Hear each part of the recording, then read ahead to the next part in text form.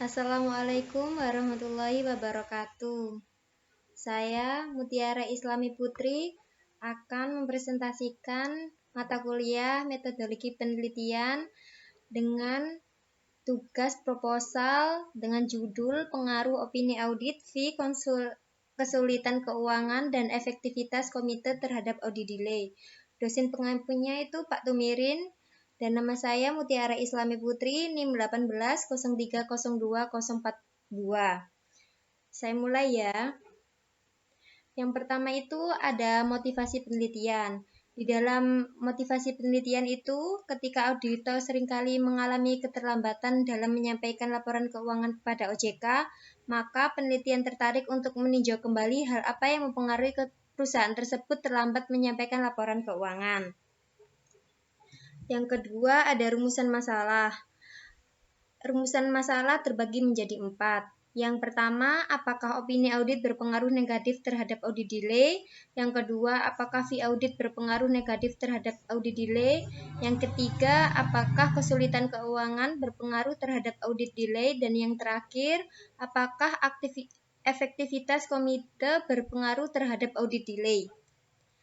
Selanjutnya, kontribusi penelitian. Di dalam penelitian ini merupakan pengembangan penelitian yang telah dilakukan oleh Imelda Siahaan, R. Andri Setiawan Surya, dan Arumega Zarefar pada tahun 2014 dan sampai 2017 tentang pengaruh opini audit, pergantian auditor, kesulitan keuangan, dan efektivitas komite audit terhadap audit delay. Namun ada sedikit perbedaannya, yaitu penelitian sekarang dengan yang sebelumnya yaitu terletak pada variabel data yang digunakan. Selanjutnya penelitian terdahulu. Yang pertama penelitian yang dilakukan oleh Hastuti dan Meiranto pada tahun 2017 menunjukkan bahwa ukuran komite audit berpengaruh negatif terhadap audit delay. Yang kedua, Abbott dan kawan-kawan pada tahun 2004 menemukan bahwa ahli keuangan dalam komite audit berpengaruh secara negatif terhadap laporan kembali laporan keuangan atau kecurangan. Dan yang ketiga, hasil penelitian Utami pada tahun 2006 dan Petronila tahun 2007, opini audit berpengaruh positif terhadap audit delay. Dan yang terakhir, Maiden pada tahun 2007 ketika Kartika tahun 2009, opini audit berpengaruh negatif terhadap audit delay. Selanjutnya ada landasan teori. Di dalam teori keagenan merupakan perjanjian antara satu atau lebih prinsipal dan agen. Dalam pihak ini, prinsipal sebagai pemilik akan memberikan informasi kepada pihak agen sebagai manajer untuk melakukan pengolahan informasi. Hasil pengolahan informasi dapat digunakan pengambilan keputusan bagi pihak prinsipal. Selanjutnya ada pengembangan hipotesis. Pengembangan hipotesis itu dibagi menjadi 4. Yang pertama, pengaruh audit terhadap audit delay, yaitu opini di luar wajar tanpa pengecualian menandakan bahwa auditor mendapatkan temuan yang harus dibicarakan di auditor senior dan dinegosiasikan dengan pihak manajemen, serta perluas lingkup audit. Sedangkan opini unqualified menunjukkan bahwa laporan keuangan disajikan sesuai dengan aturan yang berlaku dan tidak banyak yang harus dikoreksi. Berdasarkan analisis dan temuan penelitian di atas, maka hipotesis yang dirumuskan itu ada opini audit berpengaruh negatif terhadap audit delay. Yang kedua ada pengaruh fee terhadap audit delay. Itu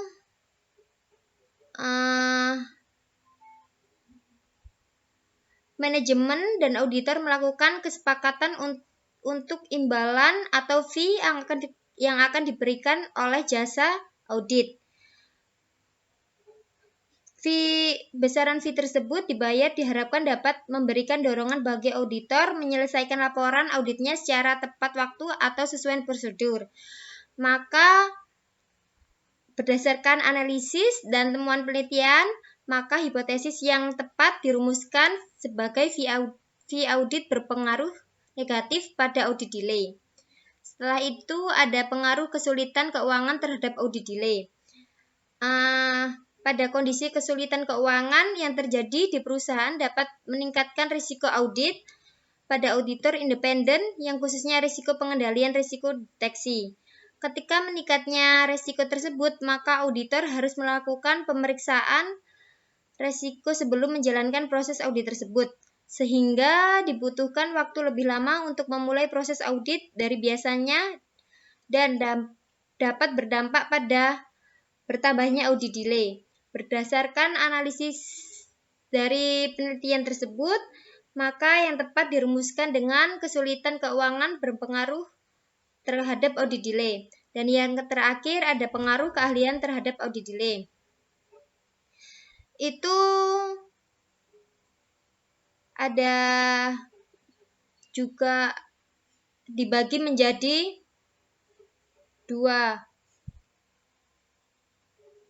tiga. Yang pertama itu pengaruh ukuran komite terhadap audit delay. Itu ukuran komite audit delay berpengaruh negatif terhadap audit delay. Yang kedua, pengaruh frekuensi meeting terhadap audit delay itu juga berpengaruh negatif.